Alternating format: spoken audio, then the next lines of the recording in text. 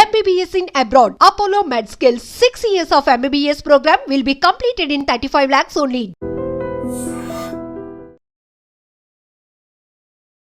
Sir operation Sindoor జరిగి ఇప్పటికి 2 months గడిచిపోయింది సార్. మనమేమో ఒక యుద్ధాన్ని గెలుచుకున్నాము, విజయాన్ని మాత్రమే చూడాలి అనుకుంటున్నప్పుడు వస్తున్నటువంటి డౌట్స్ ఉన్నాయి సార్. యాక్చువల్గా మనకి ఎంత నష్టం జరిగింది, ఎన్ని ఫైటర్ జెట్లు కూలిపోయాయి? Operation Sindoor will restart.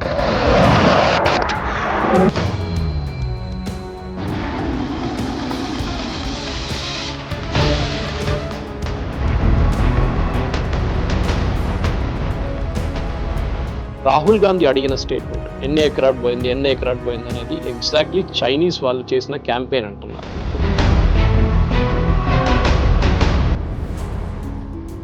ఇక అన్ని మార్క్డ్ ఇమేజెస్, లేనిపోయిన ఇమేజెస్, పాత క్రాష్ ఇమేజెస్ అని తీసి ఇదో రఫాల్ పడిపోయింది.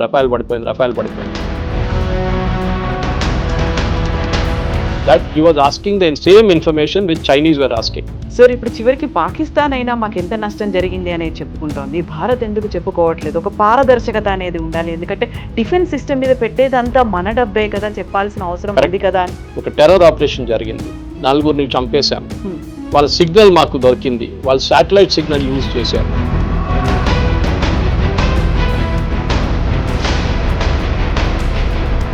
మనం కూడా చెప్పారు అనుకోండి, ఎస్ వాళ్ళు రఫేల్ కొట్టారు, లేకుంటే మనం కొట్టాము, ఇట్లా జరిగిందంటే వాళ్ళు నెక్స్ట్ టైం వాళ్ళకి అర్థమైపోతుంది. సో మిలిటరీ సీక్రెట్స్ అని ఉంటుంది. పాకిస్తాన్ ఏం చెప్తున్నారు, వాళ్ళ డ్యామేజ్ జరిగింది ఏదని చెప్తున్నారు, కానీ మన వైపు ఎక్కడ?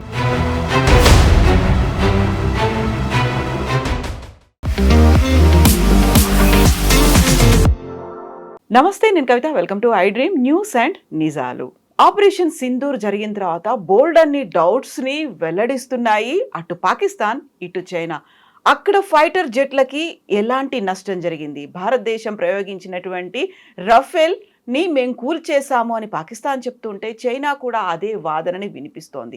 At the same time Lashkar-e Taiba commander Hafiz సయీద్ని మేము అప్పగిస్తాము అనేటువంటి మాట ఎందుకని బిలావల్ భుట్టో ఇప్పుడు చేస్తున్నారు. ఓవరాల్గా అటు టెర్రరిజంతో పాటుగా ఇటు ఆయుధాలు, వీటన్నిటికీ సంబంధించి ఏం జరుగుతోంది, వాటిని మనం ఎలా అర్థం చేసుకోవాలి? మనతో పాటుగా ఉన్నారు senior journalist and political analyst Suresh Kochattil గారు. సార్ నమస్తే. సార్ ఆపరేషన్ సింధూర్ జరిగి ఇప్పటికి 2 months గడిచిపోయింది సార్. మనమేమో ఒక యుద్ధాన్ని గెలుచుకున్నాము, విజయాన్ని మాత్రమే చూడాలి అనుకుంటున్నప్పుడు వస్తున్నటువంటి డౌట్స్ ఉన్నాయి సార్. యాక్చువల్గా మనకి ఎంత నష్టం జరిగింది, ఎన్ని ఫైటర్ జెట్లు కూలిపోయాయి, అందులో సుఖాయిలు ఉన్నాయా, ఇవన్నీ ఉన్నాయి కదా సార్. యాక్చువల్గా ఎలా చూస్తున్నారు దీన్ని? ఆన్సర్స్ ఇవ్వాల్సిన అవసరం ఉందా లేదంటారా? ఒక ఎయిర్క్రాఫ్ట్ కూలి కింద పడినప్పుడు దాని డెబ్రీ ఎక్కడానికి కనిపించాలి కదా. మన దగ్గర ప్రతి మనిషి దగ్గర మొబైల్ ఫోన్ ఉంది ఇండియాలో. ఎక్కడ పడినా కానీ వాడు వెళ్ళి ఫస్ట్ షాట్లు తీసుకుంటారు. మీరు చూసుంటారు, క్రాష్ అయినప్పుడు ఏదైనా మనం పెద్ద ఎయిర్క్రాఫ్ట్ కాకుండా చిన్న ఎయిర్క్రాఫ్ట్ కూడా మన హకీంపేట్ వైపు నుంచో ఎక్కడైనా క్రాష్ అయితే కూడా, ఇప్పుడు జరగలేదులే రీసెంట్లీ, మంచిది, ముందు జరుగుతుంటే వెళ్ళి అందరు వీడియో తీసుకుంటారు. పంజాబ్ వైపు కానీ రాజస్థాన్ వైపు కానీ అది అక్కడే పడాలి కదా, పడిచ్చి ఎందుకు ఫోటోలు కనిపించట్లేదు? సో ఆబ్వియస్లీ ఎయిర్క్రాఫ్ట్ కూలిపోయింది అంటున్న దాని కాదు, ఎయిర్క్రాఫ్ట్లో జరిగిన లోపాల వల్లే జరిగిందని చెప్పి డస్సా నిన్న ఒక స్టేట్మెంట్ ఇష్యూ చేశారు, వాళ్ళ అఫీషియల్ స్టేట్మెంట్. వాళ్ళకి ప్రతి ఎయిర్క్రాఫ్ట్ కీ వాళ్ళ దగ్గర ఉంది, ఫిజికల్ కీ కాదు, ఒక డిజిటల్ కీ ఉంది వాళ్ళ దగ్గర. ఎందుకంటే ఏదైనా లోపం వస్తే రిమోట్లీ కూడా వాళ్ళు సాఫ్ట్వేర్ అప్డేషన్ కానీ మిగతా అన్ని వాళ్ళు అక్కడి నుంచి చేస్తుంటారు, ఫ్రాన్స్ నుంచి. ఇప్పుడు మనం చూసాం, మన F-35 తీసుకొచ్చారు, ల్యాండ్ చేయించారు ట్రివాండ్రంలో, ఫ్యూయల్ అని చెప్పారు, దాని తర్వాత హైడ్రాలిక్ ఇష్యూ అని చెప్పారు. లాస్ట్ ఇప్పుడు 25 రోజుల తర్వాత 22 రోజుల తర్వాత దాన్ని ఇప్పుడు హ్యాంగర్లో తీసుకెళ్ళి రిపేర్ చేయడానికి బ్రిటిష్ టెక్నీషియన్స్ అందరు వచ్చారు.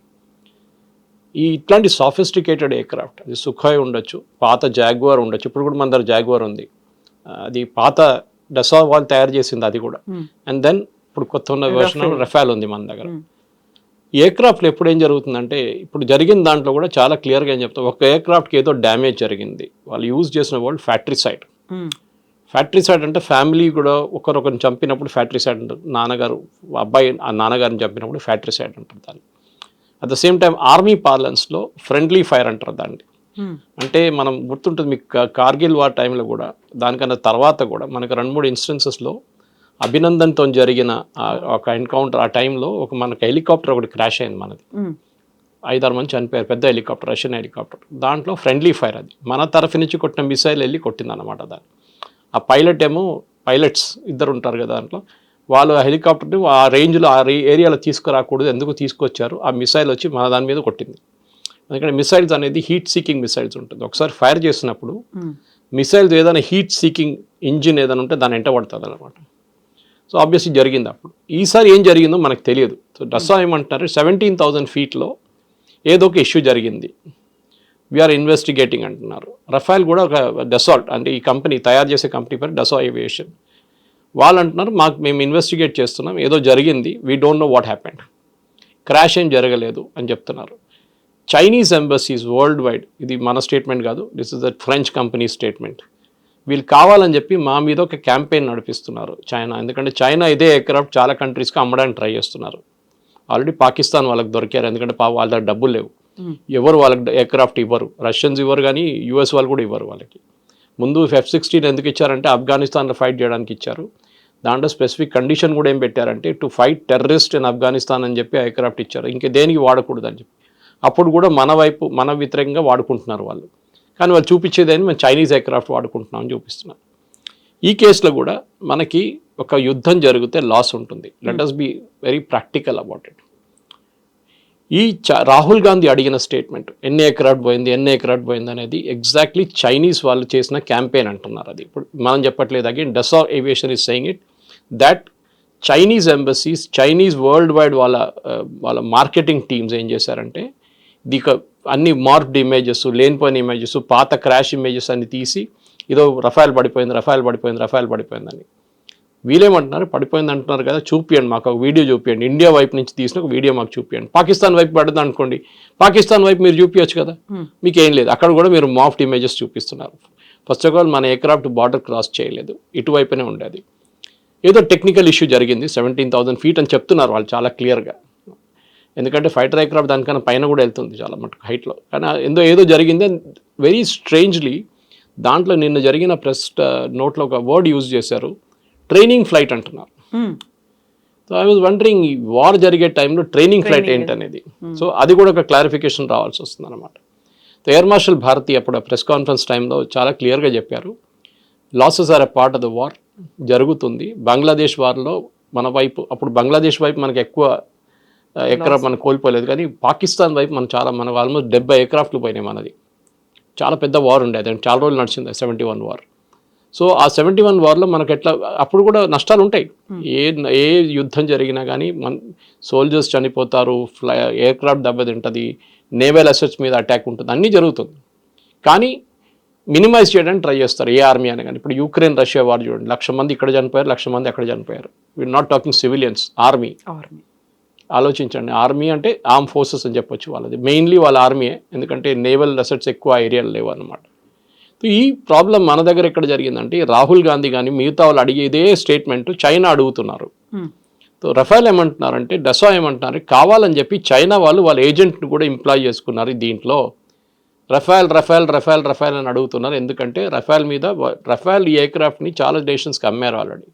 ఈజిప్ట్, ఖతార్ వీళ్ళందరూ కొనుక్కున్నారు, కొత్త నేషన్స్కి అమ్ముతున్నారు.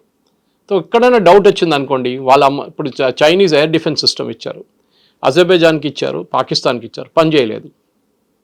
దాన్ని చూసాం కదా, మనం ఈజీగా కొట్టేసాం మొత్తం వాళ్ళ ఎయిర్ డిఫెన్స్ సిస్టమ్. ఇప్పుడు నెక్స్ట్ కంట్రీకి ఎలాంటి వాళ్ళు తీసుకోరు. అదే టైంలో మన బ్రహ్మోస్ ఇంత ఎఫెక్టివ్గా మనం యూజ్ చేసినప్పుడు ఏమైందంటే, ఆల్రెడీ ఫిలిపీన్స్ మన దగ్గర నుంచి 2 బ్రహ్మోస్ కొనుక్కున్నారు, 2 బ్యాటరీస్లో చాలా మటుకు మిసైల్స్ ఉంటుంది ఎక్స్ట్రా. 2 బ్యాటరీస్ కొనుక్కు ఇప్పుడు ఇంకా 2 అంటున్నారు. ఇప్పుడు చాలా మటుకు కంట్రీస్ గ్రీస్ అడుగుతున్నారంట మన వైపు నుంచి కావాలని చెప్పేసి. సో మేము అమ్మొచ్చు అది. Even though it's Russian joint venture రష్యాతోని, కానీ మనకు 51% స్టేక్ ఉంది. So we have a higher say in that అనమాట. ఈ జరిగిన దాంట్లో కూడా చాలా క్లియర్గా ఏంటంటే, ఒక యుద్ధం జరిగినప్పుడు మెచ్యూరిటీ మెయింటైన్ చేసుకోవాలి పొలిటికల్ పార్టీస్.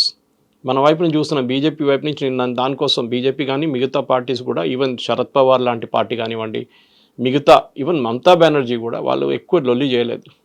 రాహుల్ గాంధీ ఒక్కరే కన్సిస్టెంట్గా సరెండర్ అని చెప్తున్నారు. సరెండర్ అంటే మీ ఆర్మీ సరెండర్ అయ్యారనమాట.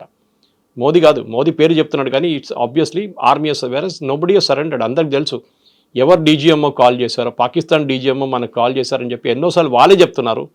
మా నూర్ఖాన్ ఎయిర్ బేస్ మొత్తం పోయిందని వాళ్ళే చెప్తున్నారు. 4 F-16 పోయింది అంటున్నారు, వాళ్ళకి అవాక్స్ పోయింది అంటున్నారు వాళ్ళు. ఇదంతా వాళ్ళు ఇచ్చిన స్టేట్మెంట్స్. బ్రహ్మోస్ కొట్టినప్పుడు మాకు 30 సెకండ్లే ఉండే రియాక్ట్ చేయడానికి అని చెప్పారు. చెప్పిన తర్వాత కూడా మన వైపు నుంచి రాహుల్ గాంధీ కన్సిస్టెంట్గా అటాక్ చేస్తున్నా అర్థం కావట్లేదు. ఇప్పుడు అర్థమైంది. ఎందుకంటే చైనీస్ వాళ్ళు ఉపయోగించిన one of the agents of China was Rahul Gandhi obviously. ఎందుకంటే చాలా క్లియర్గా తెలిసిపోయింది that he was asking the same information with Chinese were asking. Chinese వాళ్ళు అడుగుతున్న అదే ఇన్ఫర్మేషన్ రాహుల్ గాంధీ ఎక్కడ పడ్డది చెప్పండి మాకు, అప్పుడు తెలిసిపోతుంది కదా చెప్తే. కానీ చెప్పరు మన వాళ్ళు. ఏ జరిగినా కానీ ఆర్మీలో ఎయిర్ ఫోర్స్లో అన్లెస్ పబ్లిక్ ఏరియాలో వచ్చి పడింది అనుకోండి, అప్పుడు they will give a statement. కానీ పబ్లిక్ ఏరియాలో ఎక్కడ ఏం పడలేదు. ఆ ఎయిర్క్రాఫ్ట్ పాసిబిలీ తిరిగి వచ్చిందో, తిరిగి వస్తున్నప్పుడు రన్వేలో దిగిందో లేదో, ఏదో డ్యామేజ్ అయిందో ఏదో అయి ఉంటుంది. సో దానికోసం Rafale says 1 aircraft is out of service. వాళ్ళు యూజ్ చేసిన వర్డ్ అది, out of service. So if it is right of, it is right of, simple. Otherwise వాళ్ళు రీప్లేస్ చేస్తారంటే దాన్ని రీప్లేస్ చేస్తారు రేపు. ఇది మన కారు కొనేటప్పుడు ఉంటుంది, ఒక సంవత్సరం లోపల పని చేయకపోతే బాగా మొత్తం చాలా పెద్ద ప్రాబ్లం ఉంటే దాన్ని మెయింటెనెన్స్ చేయకపోతే దాన్ని రిటర్న్ చేసేస్తారు. ఇప్పుడు మనం చూసాం ట్రివాండ్రంలో వచ్చిన ఎయిర్క్రాఫ్ట్ కూడా అదే. ఫస్ట్ వాళ్ళు ఏమన్నారు, లో ఫ్యూయల్ అన్నారు. లో ఫ్యూయల్ తర్వాత చూస్తే హైడ్రాలిక్ అన్నారు. హైడ్రాలిక్ కోసం వాళ్ళ హెచ్ఎంఎస్ ప్రిన్స్ ఆఫ్ వేల్స్ నుంచి ఒక హెలికాప్టర్ క్రూని తీసుకొచ్చారు. వాళ్ళు ట్రై చేస్తారు, వాళ్ళతో కాలేదు. మళ్ళీ వాళ్ళు రిటర్న్ వెళ్ళిపోయారు. మళ్ళీ కొత్త టీం మొన్న వచ్చారు, ఒక 40 మంది వచ్చారు వాళ్ళు రిపేర్ చేయడానికి. సో ఇదేదో చిన్న ఎయిర్క్రాఫ్ట్ కాదు. ఇదే కార్ రిపేర్ చేయడమో లేకుంటే ఒక 2 వీలర్ రిపేర్ చేయడం కాదు. ఇది $100 million ఎయిర్క్రాఫ్ట్ అంటే ఆలోచించండి దాని యాక్చువల్ రేట్ ఎంత ఉంటుంది మన ఇండియన్ కరెన్సీలో. సో ఆబ్వియస్లీ దీన్ని ఒక మెచ్యూర్ వేగా డీల్ చేయాల్సి వస్తుంది. ఇజ్రాయెల్లో చూడండి, ఇజ్రాయెల్లో వాళ్ళు ఇంతమంది ఇవాళ కూడా వాళ్ళు 4 సోల్జర్స్ని కోల్పోయారు, 5 ఇవాళ యంగ్ పీపుల్, 19-20 సంవత్సరాల ఉన్న సోల్జర్స్ గాజాలో. సో వాళ్ళు అడగరు, వాళ్ళ అపోజిషన్ పార్టీస్ అడగరు ఎక్కడ పడ్డారు అది చెప్పండి, మాకు ఎక్కడ పడ్డది ఇక్కడ చెప్పండి. మిసైల్స్ వచ్చి వాళ్ళ మీద కూడా పడ్డది కదా, హైఫాలో పడ్డది, టెలవీవ్లో పడ్డది. కానీ వాళ్ళు రియాక్ట్ కాలేదు, వాళ్ళు పాజిటివ్గా రియాక్ట్ అయ్యారు. సరే పడ్డది, డ్యామేజ్ అయింది, we're taking care of it, finished, matter ends. ఇక్కడ అది కాదు, మాకు ఎన్ని ఎయిర్క్రాఫ్ట్ పోయింది చెప్పండి, ఎన్ని ఎయిర్క్రాఫ్ట్ పోయింది. స్పెసిఫిక్గా ఎయిర్క్రాఫ్ట్ ఒక్కటే అడుగుతున్నారు, పాకిస్తాన్ వైపు ఎన్ని పోయిందని అడగట్లేదు మన వాళ్ళు. రాహుల్ గాంధీ కానీ మిగతా కొన్ని ఆపోజిషన్ పార్టీ వాళ్ళు పాకిస్తాన్ది ఎన్ని ఎయిర్క్రాఫ్ట్ పోయింది మాకు చెప్పండి అని చెప్తే మేము మళ్ళీ అదొక ఇంకొక లాజిక్ ఉంటుంది దానికి, అది లేదు. Anyway as of now డసా is taking care of it. మన ఎయిర్ ఫోర్స్ అయితే మాట్లాడరు దాని గురించి. సింధూర్ కూడా అయిపోయింది, కానీ పాకిస్తాన్ వైపు నుంచి ఇంకా స్టేట్మెంట్లు వస్తూనే ఉన్నాయి. మా వైపు జరిగింది ఇది, రఫాల్ మాది బ్రహ్మోస్ కొడితే మాకు 30 సెకండ్లో ఉండే అని చెప్తున్నారు. అది కాకుండా నూర్ఖాన్ ఎయిర్ బేస్ కానివ్వండి, జకోబాబాద్ కానివ్వండి, మిగతా ఎయిర్ ఫోర్స్ బేస్ మీద జరిగిన వాళ్ళ డ్యామేజ్ కూడా నిన్ననే మొన్న 3 రోజుల క్రితం ఒక ఫార్మర్ సీనియర్ సిఐఏ ఏజెంట్ ఏం చెప్పారంటే దట్ వాళ్ళ న్యూక్లియర్ వెపన్స్కి ఒక అమెరికన్ జనరల్ దగ్గర ఉందంట, who is స్టేషన్డ్ in Islamabad. So Pakistan cannot operate, వాళ్ళ న్యూక్లియర్ బటన్ వాళ్ళు ఆపరేట్ చేయలేరు వితౌట్ అమెరికన్ పర్మిషన్ కూడా కాదు, వాళ్ళు కీ ఆపరేట్ చేస్తేనే ఇది న్యూక్లియర్ మిసైల్స్ రిలీజ్ చేయొచ్చు. అది అమెరికా అక్కడ వచ్చి కూర్చున్నారు వాళ్ళు. ఎందుకంటే వాళ్ళకి భయం ఏంటంటే ఈ తాలిబాన్ చేట్లను లేకుంటే అల్ఖైదా చేట్లను లేకుంటే ఐసిస్ చేతులు ఢిల్లీ పడిపోతే న్యూక్లియర్ వెపన్ రేపు వాళ్ళు తీసుకొచ్చి వాషింగ్టన్ మీద వాడేస్తారు, లేకుంటే న్యూయార్క్ మీద వాడేస్తారు. అది కాకూడదని చెప్పి చేస్తున్నారు అన్నమాట. సార్ ఇప్పుడు చివరికి పాకిస్తాన్ అయినా మాకు ఎంత నష్టం జరిగింది అనేది చెప్పుకుంటోంది, భారత్ ఎందుకు చెప్పుకోవట్లేదు? ఒక పారదర్శకత అనేది ఉండాలి, ఎందుకంటే డిఫెన్స్ సిస్టమ్ మీద పెట్టేదంతా మన డబ్బే కదా, చెప్పాల్సిన అవసరం ఉంది కదా అని. మీరు చెప్పింది రిప్లై కరెక్టే, కానీ కొన్ని దానికి సీక్రసీ మెయింటైన్ చేయాల్సి వస్తుంది. ఫర్ ఎగ్జాంపుల్ ఒక బ్యాటిల్లో, ఇవాళ జరిగిన ఒక బ్యాటిల్లో మనం ఫర్ ఎగ్జాంపుల్ ఎయిర్క్రాఫ్ట్ పక్కన పెడదాం, మనం ఒక టెర్రర్ ఆపరేషన్ జరిగింది, 4 చంపేశాం, వాళ్ళ సిగ్నల్ మాకు దొరికింది, వాళ్ళు శాటిలైట్ సిగ్నల్ యూజ్ చేశారు, మేము శాటిలైట్ ఫోన్ పట్టుకున్నామంటే నెక్స్ట్ టైం వాళ్ళు శాటిలైట్ ఫోన్ వాడరు. మనం కూడా చెప్పారనుకోండి, ఎస్ వాళ్ళు రఫేల్ని కొట్టారు లేకుంటే మనం కొట్టాము ఇట్లా జరిగిందంటే వాళ్ళు నెక్స్ట్ టైం వాళ్ళకి అర్థమైపోతుంది దీన్ని ఇట్లానే చేయాలి.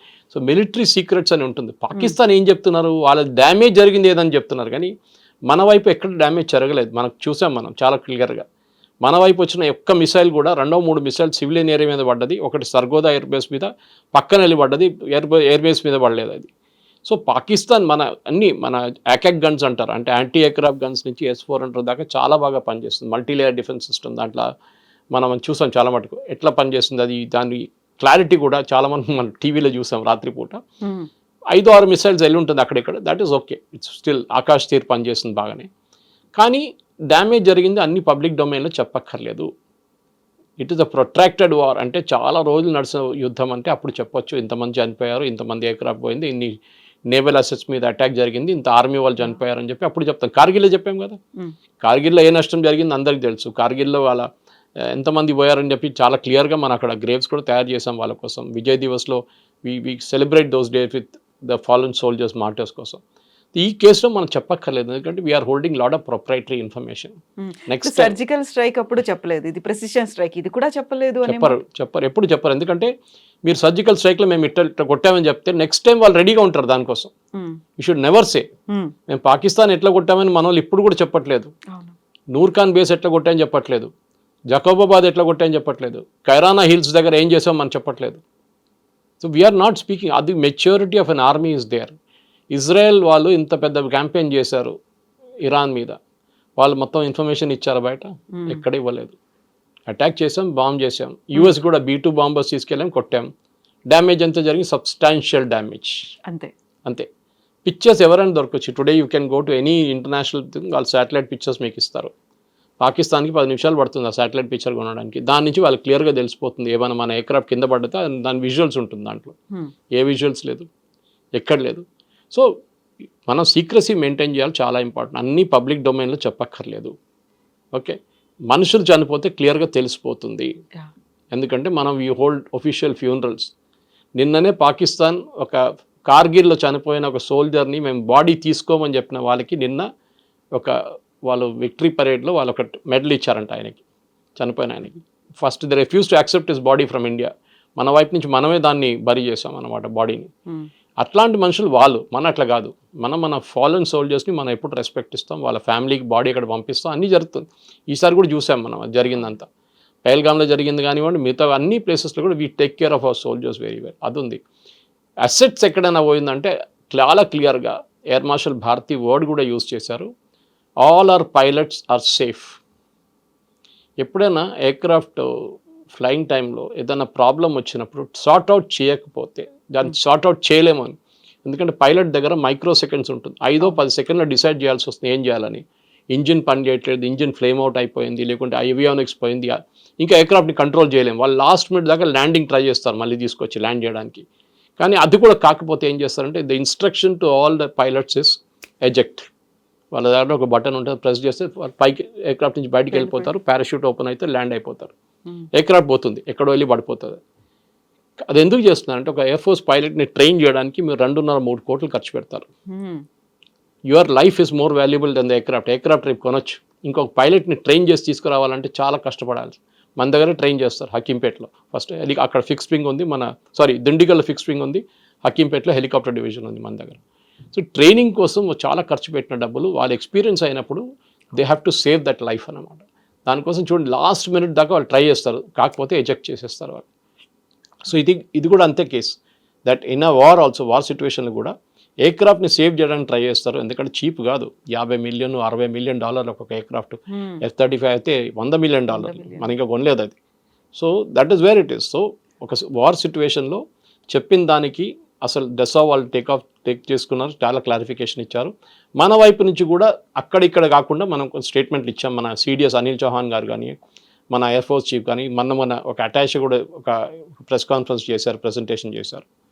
సో కానీ దాన్ని కూడా మన మీడియా ట్విస్ట్ చేస్తారన్నమాట. ఏదైనా చెప్తే మోదీ గారు ఎందుకు చెప్పలేదు, మోదీ గారు ఎందుకు మాట్లాడలేదు అని మోదీ గారు చెప్పక్కర్లేదండి. ఒక డిఫెన్స్ మినిస్టర్ ఉన్నారు, డిఫెన్స్ సర్వీసెస్ ఉన్నారు, వాళ్ళు మాట్లాడతారు ప్రొఫెషనల్గా, వాళ్ళకి తెలుసు ఇట్లా మాట్లాడాలని.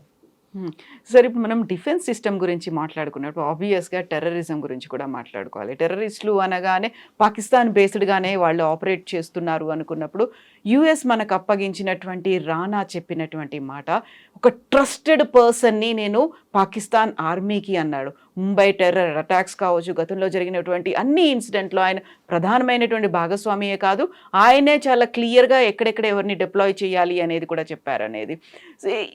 ఎందుకని అంత ఒక ట్రస్టెడ్ పర్సన్ని అనే ఒక మాట, పాకిస్తాన్ ఆర్మీ నన్ను చాలా నమ్మింది అని ఆయనైతే ఒక స్టేట్మెంట్ ఇచ్చాడు. అక్కడే బోల్డ్ అని క్వశ్చన్స్ కూడా ఉన్నట్టున్నాయి కదా సార్. ఆయన ముంబైలో అదే దాడులు జరిగిన టైంలో ఉన్నాడా లేడా, ఎందుకని యూఎస్కి వెళ్ళిపోయాడు, దుబాయ్కి వెళ్ళాడు, ఇలాంటివన్నీ సార్.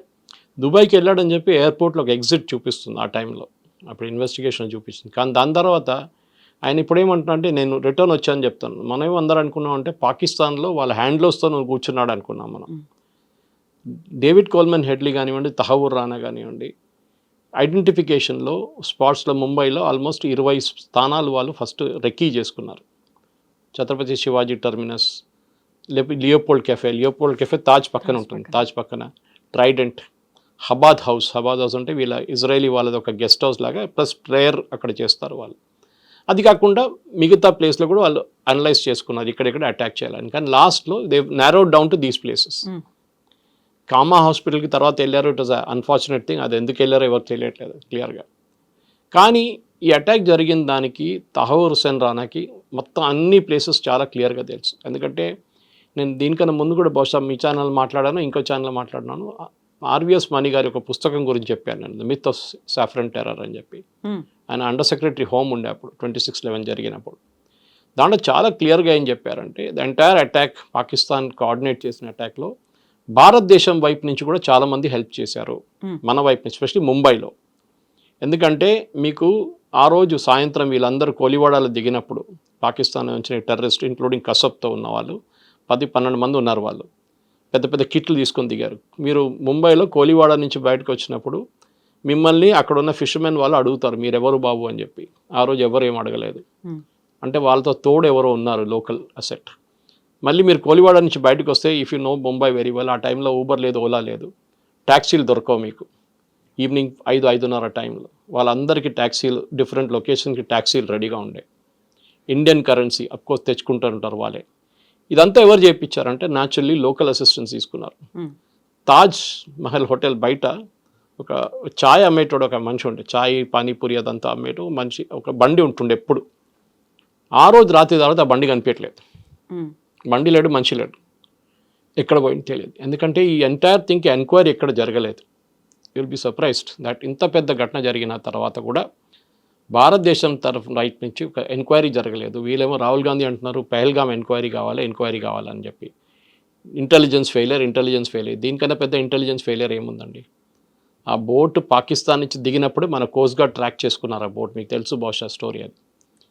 అండ్ వాళ్ళు ఇండియన్ కోస్ట్కి దాగానే ఇంకొక బోట్ని తీసుకొని దాని నుంచి వాళ్ళు ఇండియాకి వచ్చారు. ఇదంతా మన వాళ్ళు కోస్ట్ గార్డ్ అబ్జర్వ్ చేశారు. అప్పుడు చిదంబరం గారు పార్లమెంట్లో ఇచ్చిన రిప్లై ఉంది అది, yes we were tracking that boat అని చెప్పి. నేను చెప్పట్లేదు, చిదంబరం గారు చెప్పారు పార్లమెంట్లో, డిసెంబర్లో చెప్పారు అది. కానీ ద లాంగ్ స్టోరీ షార్ట్ ఏంటంటే బేసిక్లీ తహూర్ హుస్సేన్ రానా ఈ చెప్పిన మాటకి పాకిస్తాన్ ఇప్పుడు కూడా నిరాకరిస్తారు. వాళ్ళు చెప్పారు మాకేం కనెక్షన్ లేదని చెప్తారు, వాళ్ళు డెఫినెట్గా చెప్తారు. ఏ దొంగ చెప్తారండి నేను దొంగతనం చేశారని చెప్పాడు. ఇప్పుడు పోలీసు వాళ్ళకి అది కొడితే అప్పుడు ఆడు చెప్తాడు నేను దొంగతనం చేశానని చెప్పి. ఇది అదే సంగతి అనమాట. ఇప్పుడు ఈ కన్ఫెషన్ ఇచ్చేశారు, అయిపోయింది. దీని తర్వాత ఏంటి నెక్స్ట్? పాకిస్తాన్ని can we hold them accountable ఇన్ని సంవత్సరాల తర్వాత? చేయాలంటే అప్పుడే చేయాలండే. We should have gone to international court of justice. లేకుంటే మన వైపు నుంచి కూడా ఒక ట్రయల్ కండక్ట్ చేసి పాకిస్తాన్లో ఉన్న ఈ హ్యాండ్లర్స్, అఫ్కోర్స్ మన అందరికీ తెలుసు, లష్కర్ తోయిబా కానివ్వండి, జైషే మహమ్మద్ కానివ్వండి, వీళ్ళు చేపించిన వాళ్ళ మీద చర్యలు చేపియాలండే. చేయలేదు, అప్పుడున్న కాంగ్రెస్ గవర్నమెంట్ చేయలేదు. తహూర్ హుస్సేన్ రానాని కూడా యుఎస్ పట్టుకున్నారు, మనం పట్టుకోలేదు. యుఎస్ పట్టుకున్న తర్వాత అది కూడా ఒక వీసా వైలేషన్ మీద పట్టుకున్నారు.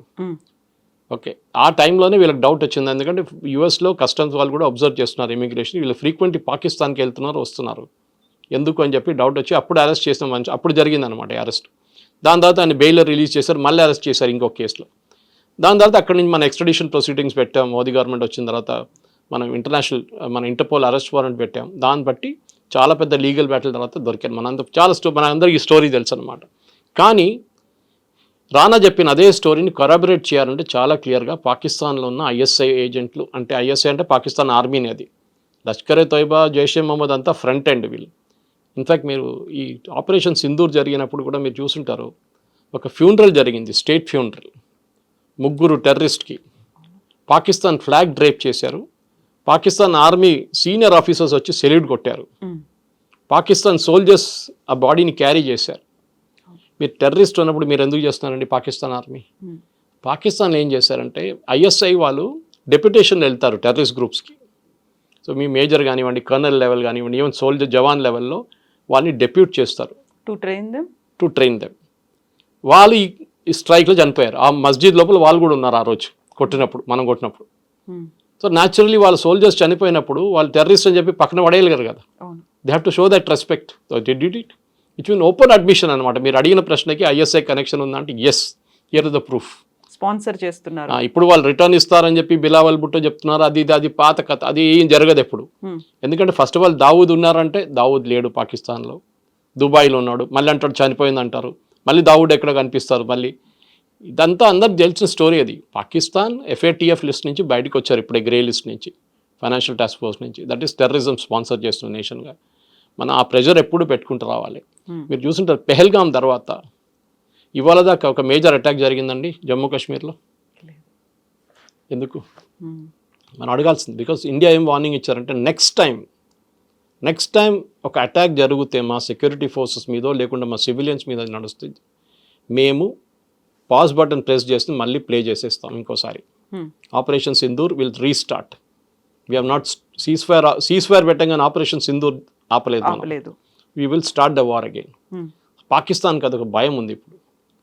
దట్ ఇదైనా ఇక్కడ వెళ్ళి ఇవ్వడానికి కొడితే మా మీద వస్తుంది కదరా బాబు అని చెప్పి వాళ్ళు ఇప్పుడు వీళ్ళ మీద కంట్రోల్ ట్రై చేస్తున్నారు. దానికోసం Bilawal Bhutto statement that we will hand over him అని చెప్పి. ఎవరిని పాసిఫై చేయడానికి అంటారు, ఎవరిని సాటిస్ఫై చేయడానికి? They know better and we know better అది కాదు అనే మాట. అందులో హఫీజ్ సయీద్ కొడుకు కూడా అంటున్నాడు ఆయన ఎవరు మా నాన్నని ఇవ్వడానికి అనే మాట. ఇంతకీ హఫీజ్ సయీద్ ఎక్కడున్నాడు? జైల్లో ఉన్నాడా, ఫ్రీగా తిరుగుతున్నాడా అనేది. ఇది ఏంటంటే పాకిస్తాన్ ఆర్మీ, పాకిస్తాన్లో రెండే నడుస్తుందండి, Allah and army, religion and army. Civilian అడ్మినిస్ట్రేషన్కి అక్కడ ఏఎస్ఏ లేదు. సో బిలావల్ భుట్టో కాదు, షహబాజ్ షరీఫ్ చెప్పినా కానీ టెర్రరిస్ట్ వారిని ఓవర్ రూల్ చేస్తారు వాళ్ళు. మీరు చూసుంటారు మొన్న కూడా ట్రంప్ లంచ్కి పిలిపించింది షహబాజ్ షరీఫ్ని కాదు, వాషింగ్టన్లో వైట్ హౌస్లో అసీం మునీర్ని పిలిపించారు. They know it.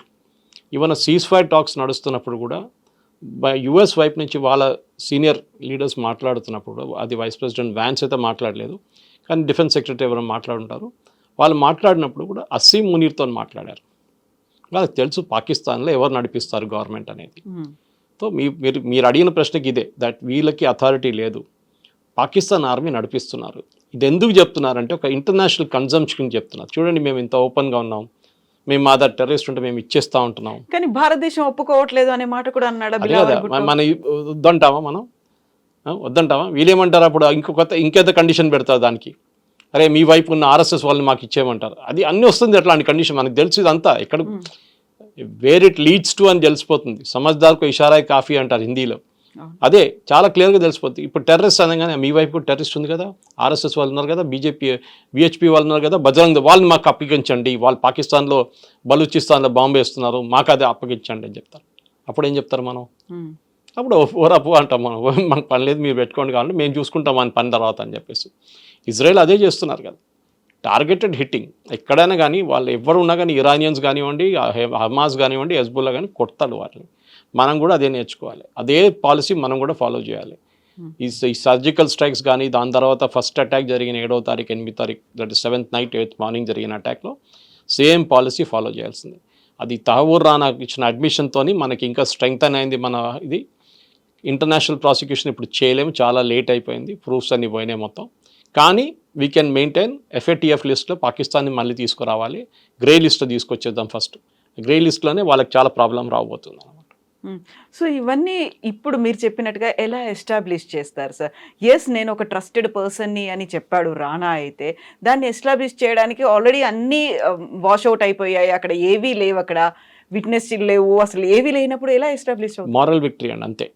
మనందరికి తెలుసు రానాను తీసుకొచ్చి మనం ఒక కండిషన్ పెట్టారు US కోర్టు, రానాని డెత్ సెంటెన్స్ ఇవ్వకూడదు అని చెప్పేసి. అది వీళ్ళందరూ హ్యూమన్ రైట్స్ వాళ్ళు చేస్తారు. ఈవెన్ UK కోర్ట్స్ అదే చెప్తారు, విజయ్ మాల్యాను పంపించమంటే మీకు అక్కడ జైల్లో టాయిలెట్లు బాగలేవంట, జైల్లో పడుకోవడానికి కింద పంపిస్తే వీళ్ళకి AC ఇవ్వట్లేదంట అని చెప్పి, దోమలు ఉన్నాయని చెప్పి పంపించట్లేదు అక్కడి నుంచి, UK నుంచి. ఇది కూడా అంతే సంగతి. కానీ రానా మన దగ్గర చనిపోయేదాకా జైల్లోనే ఉంటాడు, బయటికి రాడు ఎట్లయినా. కానీ ఆయన ఇచ్చిన ఇన్ఫర్మేషన్ మనకి పబ్లిక్ కన్జంప్షన్ మీలాంటూ నాలాంటూ చెప్పేది 2% బయట చెప్తారు జరిగిందని, మిగతా అంతా వాళ్ళ దగ్గర ఉంటుంది డీటెయిల్స్. ఏంది, ఎవరు, ఎట్లా, ఏం చేయించారు, ఏ ఆర్మీ. అప్పుడున్న army officers, Pakistan army officers ఉండరు, చనిపోయి ఉంటారు చాలామంది, ఇప్పుడు దాకా తెలియదు, రిటైర్ అయితే అయిపోయి ఉంటారు 100%. సో జరిగిన దానికి పర్వేజ్ ముషరఫా లేకుంటే ఇంకెవరైనా రెస్పాన్సిబుల్ అంటే then we have to take care of that ఆ టైంలో. కానీ ఇట్స్ టూ లేట్. కానీ ఒక మారల్ విక్టరీ లాగా that we have established, yes Pakistan did it అని అందరికి తెలుసు. మీరు చెప్పినట్లు అందరికీ తెలుసు పాకిస్తాన్ చేయించారా, ISI చేయించారని. కానీ వీ కుడ్ ప్రూవ్. ఆ టైంలో మనం ప్రెషర్ పెడితే, మన్మోహన్ సింగ్ టైంలో ప్రెషర్ పెడితే డెఫినెట్గా they would have been result. కానీ మన్మోహన్ సింగ్ గారు ఆ టైంలో అగ్రీ చేయలేదు. ఈవెన్ బాంబింగ్ కోసం అప్పుడున్న ఎయిర్ ఫోర్స్ చీఫ్ చెప్పారు, గుర్తుంటుంది, రీసెంట్లీ కూడా ఆయన చెప్పారు, we're ready with a plan to bomb Pakistan, మనం చేసినట్లే ఈసారి చేసినట్లనే. కానీ మన్మోహన్ సింగ్ గారు వద్దని చెప్పారు, ఇట్లా అగ్రవేట్ ద సిచ్యువేషన్, ఇంకా సిచ్యువేషన్ ఇంకా స్పాయిల్ అయిపోతుంది, వద్దని చెప్పేసి ఆపేశారు. ఆలోచించాను. సో ఇప్పుడు మసూద్ అజర్ ఎక్కడున్నారు, సఫీద్ ఎక్కడున్నారు అనేది, హఫీజ్ సయీద్ ఎక్కడున్నారు? అందరు పాకిస్తాన్లోనే ఉన్నారు. వాళ్ళ ఫ్యామిలీ మొత్తం చనిపోయారు కదా ఆఫీస్, అంటే వాళ్ళ ఫ్యామిలీని ఇడిచేసి ఎక్కడనే వెళ్తారా? వాళ్ళు పాకిస్తాన్ ఆర్మీ ప్రొటెక్షన్లో ఉంటారు ఇప్పుడు, ఎస్పెషలీ ఐఎస్ఐ ప్రొటెక్షన్లో, ఆర్మీ కూడా కాదు, ఐఎస్ఐ ప్రొటెక్షన్లో ఉంటారు వాళ్ళు. వాళ్ళని సెక్యూర్ ప్లేస్లో పెట్టుకుంటారు వాళ్ళు పాకిస్తాన్లో, ఆబ్వియస్లీ. ఎందుకంటే ఒకటి వాళ్ళు బయట కనిపించకూడదు, కనిపిస్తే దెన్ ఇట్స్ అడ్మిషన్ దట్ వీళ్ళు ఇక్కడే ఉన్నారని చెప్పేసి. సో వాళ్ళ సన్ ఇన్లా కానివ్వండి, వాళ్ళు పంపించి వాళ్ళ మీటింగ్లన్నీ అడ్రస్ చేస్తున్నారు. ఇప్పుడు వాళ్ళ కొడుకు చెప్పారు కదా, మా నాన్న పంపించి వీరెవరు రా నాయన అని చెప్పేసి, అది సేమ్ కండిషన్. సో ఆబ్వియస్లీ కొడుకు అక్కడ ఉంటే నాన్న కూడా అక్కడ ఉన్నాడు ఇక్కడ పక్కన అని చెప్పేసి. కానీ బయట వెళ్ళొద్దు ఇప్పుడు ఈ సిచ్యువేషన్లో. బయట వెళ్తే మళ్ళీ ఒకటైతే మిమ్మల్ని ఇండియాలో ఏదైనా డ్రోన్ పెట్టి చంపేస్తారు, లేకుంటే ఇది జరుగుతుంది, దట్ పబ్లిక్కి చెప్తారు. ఇంటర్నేషనల్ చూడండి అక్కడే ఉన్నాడు, ఇది terrorist and designated terrorist, it is not India designated terrorist, UN designated terrorist. అది చాలా పెద్ద డిఫరెన్స్ అన్నమాట. సో బయట కనిపిస్తే Pakistan is obligated to arrest him. కానీ ఎప్పుడు చెప్తారు లోకంలో ఒక సేయింగ్ ఉంది ఇంగ్లీష్లో, one man's terrorist and other man's freedom fighter అని. వీళ్ళేమని చెప్తే మొన్న కూడా అసీం మునీర్ ఏం చెప్తారు, పాకిస్తాన్ కశ్మీర్లో ఉన్న ఫ్రీడమ్ ఫైటర్స్ని సపోర్ట్ చేస్తారు, అంటే టెర్రరిస్ట్ని సపోర్ట్ చేస్తారు ఇండైరెక్ట్గా. This is a common language. మనం ఒక మాట మనం మర్చిపోకూడదండి, ఇది లైఫ్ లాంగ్ జరుగుతూనే ఉంటుంది మనకి. ఈ ప్రాబ్లం ఎక్కడ పోదు. ఇంటెన్సిటీ తగ్గింది, ముందుకన్నా చూడండి మీరు, ఇంటెన్సిటీ లేదు, అంత ఇంటెన్సిటీ లేదు. 90s ఎర్లీ 2000 ఆ ప్రాబ్లం ఇప్పుడు లేదు. కానీ టెర్రరిస్ట్ అటాక్ ఉంటుంది, మనం కూడా ఇజ్రాయెల్ లాగా దీంతో బతకాల్సింది మనం నేర్చుకోవాల్సి వస్తుంది. కానీ ఒకటి, మన మీద దాడి జరిగితే 10 సార్లు దాని ఇంట్రెస్ట్తో సహా కొట్టాలి వాళ్ళు. సో ఇప్పుడు ఇజ్రాయిల్ అంటే లేటెస్ట్ టెక్నాలజీని డెవలప్ చేసుకుంది, అక్కడ ఐరన్ డోమ్ని డెవలప్ చేసుకుంది, వాళ్ళకి కావాల్సినటువంటి అన్ని లేటెస్ట్ టెక్నాలజీ, డిఫెన్స్ సిస్టమ్ అంతా ఉంది. అలాంటి టెక్నాలజీ, అలాంటి డిఫెన్స్ సిస్టమ్ మన దగ్గర ఇండిజినియస్ టెక్నాలజీ అండ్ బయట నుంచి కూడా పెట్టుకోవాలి అంటే we have to give more budget కదా, చాలా ఎక్కువ 50,000 crores ఇచ్చారండి. దిస్ మిడ్ బడ్జెట్లో 50,000 crores అట్లీస్ట్ జూలైలో ఇచ్చారు. మనకున్న అడ్వాన్స్ డిఫెన్స్ సిస్టమ్ పనిచేస్తుంది, చాలా బాగా పనిచేస్తుంది, మనం చూసాం. కానీ we should not rest on hour laurels అంటారు ఇంగ్లీష్లో. ఏదో మనం ఈసారి గెలిచేసాం అయిపోయిందని కాదు. చైనా వాళ్ళు కాన్స్టెంట్గా, తుర్కీ వాళ్ళు కాన్స్టెంట్గా వాళ్ళు ఏదో పాకిస్తాన్కి వెపన్స్ ఇస్తుంటారు. మొన్న కూడా ఆర్మీ వాళ్ళు ఒక బ్రీఫింగ్లో చెప్పారు చాలా క్లియర్గా, దట్ చైనా ఇచ్చిన రియల్ టైమ్ ఇంటెలిజెన్స్, ఎందుకంటే పాకిస్తాన్ దగ్గర శాటిలైట్ లేదు, చైనా ఇచ్చిన ఇంటెలిజెన్స్తో పాకిస్తాన్ పనిచేశారు ఈ యుద్ధంలో, ఆపరేషన్ సింధూర్లో. అంటే చైనా వాళ్ళు కూడా పాకిస్తాన్లో కూర్చొని చేపించారని అని చాలా క్లియర్ అడ్మిషన్. టుర్కీ వాళ్ళిద్దరు చనిపోయారని చెప్తున్నారు మన బాంబింగ్లో, వాళ్ళ డ్రోన్స్ అని సెటప్ చేసి పాకిస్తాన్కి ఇచ్చారంట. ఎందుకంటే ఈ యుద్ధం జరిగే 5-6 రోజుల తర్వాత, పహల్గామ్ అటాక్ జరిగిన తర్వాత 5 పెద్ద టర్కిష్ ఆర్మీ ప్లేన్స్ వచ్చి దిగింది ఇస్లామాబాద్లో. ఆబ్వియస్లీ డ్రోన్ తీసుకొచ్చి ఉంటారు వాళ్ళు. ప్రొడక్షన్ ఫెసిలిటీ కూడా పెట్టేస్తారు పాకిస్తాన్ కావాలంటే. సో మనం ఇప్పుడు 2 front వార్ అంటాం మనం. ఇప్పుడు ఒకవైపు చైనా, ఒకవైపు పాకిస్తాన్ కాదు, ఇప్పుడు మనకు 3 front, 4 front, 5 front వార్ వస్తుంది. ఇండైరెక్ట్గా తుర్కీ, ఇండైరెక్ట్గా చైనా, వీళ్ళందరూ మన మీద దాడి చేస్తున్నారు. సో మనం కూడా రెడీ ఉండాలి. దానికోసం మనం ఏం చేయాలి, వాళ్ళ ఎనిమి ఎవరు ఉన్నారో వాళ్ళని హెల్ప్ చేయాలి. సో మన ఈ కేసులో అర్మీనియాని హెల్ప్ చేస్తున్నాం. అజర్బైజాన్తో వాళ్ళకి గొడవ ఉంది. నకోర్నా ఖరాబాగ్ ఏరియాలో ఒక పెద్ద, మన లాగానే పాకిస్తాన్ ఆర్మీ ఇండియా కొట్టుకుంటున్నట్టు కశ్మీర్ ఏరియాలో వాళ్ళ దగ్గర ఒక నకోర్నా ఖరాబాగ్ అనే ఏరియా ఉంది. Armenia is a Christian country and Azerbaijan is Islamic country. So మనం అర్మీనియాని హెల్ప్ చేస్తున్నాం, ఇప్పుడు కాదు ముందు నుంచి చేస్తున్నాం. బహుశా మనకు ఒక ఎయిర్ ఫోర్స్ బేస్ కూడా ఉంది అక్కడ, ఎవరు చెప్పట్లేదు, మాట్లాడలేదు దాని గురించి. లాంగ్ బ్యాక్ న్యూస్ ఉండే ఒక టైంలో that we have an air force base in Armenia అని చెప్పి. అది కాకుండా ఇప్పుడు మోదీ గారు మన గ్రీస్కి వెళ్ళారు. We offered our entire defence cooperation. గ్రీస్కి తుర్కీకి పడదు, తుర్కీ వాళ్ళ పెద్ద ఏరియా ఆక్యుపై చేసుకున్నారు గ్రీస్ వాళ్ళది. వాళ్ళకి ఇప్పుడు దాకా డిఫెన్స్ ప్యాక్ట్ కింద వాళ్ళకి ఏం దొరకట్లేదు, నేటో అని చెప్పుకుంటారు వాళ్ళందరూ, కానీ యాక్చువల్ హెల్ప్ ఏం రావట్లేదు. Whereas Turkey is a NATO member. So obviously మనం కూడా గ్రీస్ని వెళ్ళి హెల్ప్ చేయాల్సింది. అండ్ నిన్న కూడా పేపర్లో ఒక రిపోర్ట్ వచ్చింది that India is offered to give unspecified number of missiles, అంటే పేరు లేదు, మిసైల్స్ ఇవ్వబోతున్నాం. భయం ఉంటే చాలు టర్కీకి, దట్ ఇండియా మిసైల్స్ అక్కడ వచ్చి కూర్చున్నది, వాళ్ళు బ్రహ్మోస్ పంపించారో, ఆకాష్ తీర్ పంపించారో, అగ్ని పంపించారో మనకు తెలియదు, కానీ అక్కడ ఉందని చెప్తే దే గెట్ అ మెసేజ్, మీరు పాకిస్తాన్ హెల్ప్ చేస్తే మేము ఇక్కడి నుంచి మిమ్మల్ని కొడతామని చెప్పేసి. సో మనకి ఇక్కడ శత్రు దేశాలు అలా మెల్లిమెల్లిగా పెరిగిపోతున్నాయి, +1 అన్నట్టుగా యాడ్ ఆన్ అయిపోతున్నప్పుడు మన ప్రధానమంత్రి ఏంటి ఒక చిన్న చిన్న దేశాలకు వెళ్తున్నాడు, ఘనా వెళ్ళారు, ఇటు ట్రినిడాడ్ టొబాగోకి వెళ్ళారు, ఒకేసారి 5 దేశాలు కంటిన్యూ చేసుకొని వచ్చేసారు. అంత అవసరమా అని వచ్చేటువంటి మాటలకు ఏం చెప్తారు మీరు? ఒక్కొక్క దేశంలో మీరు అనలైజ్ చేస్తే గానా కానివ్వండి, ఇప్పుడు లోకంలో అన్నిటికంటే ఎక్కువ ఏ దేశమైనా కానీ ఈవెన్ ట్రంప్ రేర్ ఎర్త్స్ గురించి చూస్తున్నారు. రేర్ ఎర్త్స్ అంటే మినరల్స్, లిథియం ఉండొచ్చు, మిగతా మెటల్స్ ఉండొచ్చు. మన దగ్గర మోనోజైట్ శాండ్స్ ఒకటి ఉంది కేరళ వైపు, దాని నుంచి మనం యురేనియం కూడా ప్రొడ్యూస్ చేస్తాం. ఇప్పుడు అన్నిటికంటే పెద్ద ప్రాబ్లం ఏమొస్తుందంటే నెక్స్ట్ 6 నెలలకి మ్యాగ్నెట్స్ లేవు మన దగ్గర. మ్యాగ్నెట్స్ అనేది ఎలక్ట్రానిక్ ఐటమ్స్లో మన కెమెరాలు ఉండొచ్చు, మన సిస్టమ్స్ ఉండొచ్చు, వెహికల్స్ ఉండొచ్చు, దీంట్లో చిన్న చిన్న మ్యాగ్నెట్స్ యూస్ చేస్తారు. ఇది మొత్తం కంట్రోల్ చైనా చేతిలో ఉండే ఇప్పుడు దాకా. మనం ఇన్వెస్ట్ చేయలేదు దాని మీద, మనం దాన్ని పట్టించుకోలేదు అసలు. చైనా పంపిస్తున్నాడు కదా అక్కడ తీసుకుందాం, మన ఎందుకు పెట్టాలి ఫ్యాక్టరీ అని చెప్పి. ఇప్పుడు చైనా వాళ్ళు బంద్ చేసేసారు.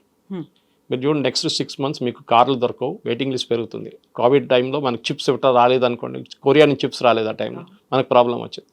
సో మోదీ గారు ఈ దేశాలకు వెళ్ళి వాళ్ళతో టైఅప్ చేసుకుంటున్నారు.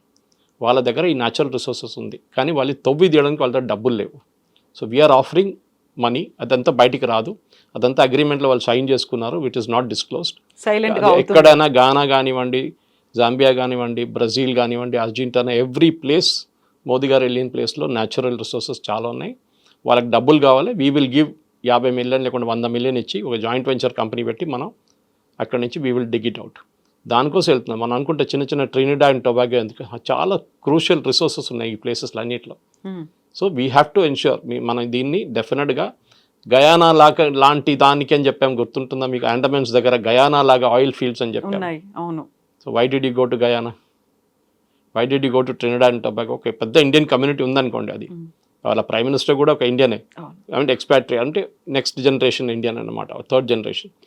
కానీ ఇప్పుడున్న ప్రధానమంత్రి కానీ ప్రెసిడెంట్ కానీ, నాట్ జస్ట్ మోదీ గారు, ఎవరైనా కానీ ఇంటర్నేషనల్ విజిట్స్కి వెళ్తున్నప్పుడు వాళ్ళ కంట్రీ దగ్గర ఉన్న ప్రోడక్ట్స్ని అమ్మడానికి ట్రై చేస్తారు. ఒకటి అక్కడి నుంచి ఏం తెప్పించుకోవాలని అది చూస్తారన్నమాట. ఇప్పుడున్న పరిస్థితుల్లో మన దగ్గర ఎక్కువ న్యాచురల్ డిపాజిట్స్ ఉన్నది ఒకటి మన వైపు, కాశ్మీర్ వైపు, లదాఖ్లో ఉంది ఒకటి, అది ఇంకా ప్రాస్పెక్ట్ చేయలేదు, ఆ టైం పడుతుంది దానికి. రెడీమేడ్గా ఉన్నది ఈ కంట్రీస్ దగ్గర ఉంది, కానీ వాళ్ళ దగ్గర టెక్నాలజీ లేదు ఒకటి, నెక్స్ట్ వాళ్ళ దగ్గర ఈ తవ్వి బయటికి తీయడానికి ఉన్న డబ్బులు లేవు వాళ్ళ దగ్గర, మైనింగ్ అండ్ మినరల్ కోసం నాకు చేయాలి. మీరు యుఎస్ కూడా చూసుంటారు, యుఎస్ యుక్రెయిన్తో ఏం డీల్ చేసుకున్నారు, అదే కదా. ఇప్పుడు రష్యా ఇండియాకి ఆఫర్ చేస్తున్నారు, ఇప్పుడు రష్యా ఆఫర్ చేస్తున్నారంట ఇండియాకి, మీరు తీసుకోండి మా దగ్గర రేర్ ఎర్త్స్ ఉంది మీరు తీసుకెళ్ళండి అని చెప్పేసి.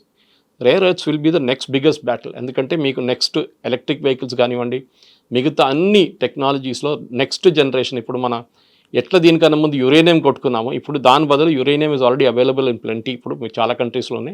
నెక్స్ట్ రేర్ ఎర్త్స్ కావాలంటే నేను చెప్పిన ఈ మ్యాగ్నెట్స్ కానీ మిగతా అన్ని ఐటమ్స్కి we will have to start ఇండియాలో. ఇప్పుడు ఆల్రెడీ నిన్న అనౌన్స్ చేశారు ఒక స్కీము పిఎల్ఐ కింద, that India will start making magnets ఇక్కడే అని చెప్పేసి. అది కాకుండా కోలార్ గోల్డ్ ఫీల్డ్స్లో కూడా మోదీ గారు నిన్న క్యాబినెట్ పర్మిషన్ ఇచ్చారంట, దట్ అక్కడ కూడా తవ్వి న్యాచురల్ మినరల్స్ ఉంది తీయమని చెప్పారంట. అక్కడ ఇన్ని జరుగుతున్నాయి సార్, అటు విదేశాలకు వెళ్తున్నారు, అక్కడ వాళ్ళతో ఒప్పందాలు అవుతున్నాయి, ఇక్కడ స్వదేశంలో జరుగుతోంది. ఇన్ని అయినప్పటికీ కూడా మోదీ ఎప్పుడూ మాట్లాడరు, ఏం జరుగుతుందో బయటికి వివరాలు చెప్పరు. ప్రతిపక్షాలు ఇంత అడిగినప్పటికి కూడా ఓపెన్ అవ్వరు. వాళ్ళకి ఏం చెప్తారు? ఇలాంటి విమర్శలు బోల్డ్ అని ఉన్నాయి. ఏం చెప్పక్కర్లేదండి, అన్నీ చెప్పక్కర్లేదు, సైలెంట్గా పనిచేయండి. Your work will speak for it self అంటారు ఇంగ్లీష్లో. మీరు ఏం చెప్తున్నారో అది ఆ పని నడుస్తుంది అనమాట. మోదీ గారు ఏదో ఒక రోజు రిటైర్ అయిన తర్వాత ఒక పుస్తకం రాస్తారు, అప్పుడు దీంట్లో అన్నీ వస్తుంది అనమాట. ఒకటి మనం గుర్తుపెట్టుకోవాలి, మోదీ గారు ప్రధానమంత్రిగా స్వేరింగ్ ఇన్ చేసినప్పుడు, అది ఏ ముఖ్యమంత్రి చేసినా కానీ మంత్రి చేసినా కానీ ఒక వర్డ్ యూజ్ చేస్తారు, that I will not convey this information to any person or persons under మీ. అది ఇది నేను చేస్తున్నది అన్నీ నేను బయట చెప్పక్కర్లేదు. ఒక ప్రెస్ కాన్ఫరెన్స్ ఉంటుంది, గానాలో ప్రెస్ కాన్ఫరెన్స్ ఉండే, మిగతా ప్లేస్లో ప్రెస్ కాన్ఫరెన్స్ ఉండే, అన్నీ ఉండే కదా. ప్రెస్ కాన్ఫరెన్స్కి ఏం ప్రాబ్లం లేకుండా అక్కడ మోదీ గారు ఎప్పుడు ప్రెస్ కాన్ఫరెన్స్ అడ్రస్ చేయాలంటే భారతదేశంలో చేయరు, కానీ బయట వెళ్ళి చేస్తారు. ఆ రోజు కూడా అడ్రస్ గానాలో అడ్రస్ చేశారు, ట్రినిడాడ్ అండ్ టొబాగోలో ఇండియన్ కమ్యూనిటీని అడ్రస్ చేశారు, వాళ్ళకి అన్ని ప్లేసెస్ చేస్తున్నారు. ఒప్పందం ఏం పెట్టాం, 10 ఒప్పందాలు చేశారు. జయశంకర్ గారు 5, గడ్కరీ గారు 2, పీయూష్ గోయల్ గారు 3, నిర్మలా సీతారామన్ గారు 2, ఇట్లా అందరూ సైన్ చేసుకుంటారు అగ్రిమెంట్లు. సో అగ్రిమెంట్స్ ఆర్ సైన్, కానీ కొన్ని అగ్రిమెంట్స్ పేపర్లో బయట కనిపించదు, ఎందుకంటే ట్రంప్ పక్కన కూర్చున్నారు, చూస్తున్నారు మీరు ఏం తీసుకుంటున్నారు, ఎక్కడ గురించి ఏం గుంజుకుంటున్నారు. ఇప్పుడు చూస్తున్నాం కదా, మన ఇండియా కూడా రష్యా నుంచి ఆయిల్ కొనకూడదు అంటున్నారు. మనం ఎప్పుడు 40% మన ఆయిల్ రష్యా దగ్గర నుంచి వస్తుంది మనకి. ముందు మనం వెస్ట్ ఏషియా నుంచి తీసుకుంటుండే, సౌదీ అరేబియా కానీ ఇరాన్ కానీ, అక్కడి నుంచి మనం ఆయిల్ తీసుకుంటే ఇరాక్ నుంచి, కువైత్ నుంచి. ఇప్పుడు అది కాకుండా we're now buying oil from Russia 40%. ఎందుకంటే మనకి $60 పర్ బ్యారెల్కి ఇస్తున్నారు, ఒకసారి 50కి ఇస్తున్నారు పర్ బ్యారెల్ రష్యా. ఇంకా రష్యా మీద అంత కంప్లీట్ బ్యాన్ పెట్టేశారు యూఎస్. కానీ మనం కొంటున్నాం. ట్రంప్ ఏమో నేను మొత్తం బ్లాక్ లిస్ట్ చేస్తే చేసుకోని చెప్పారు మోదీ గారు.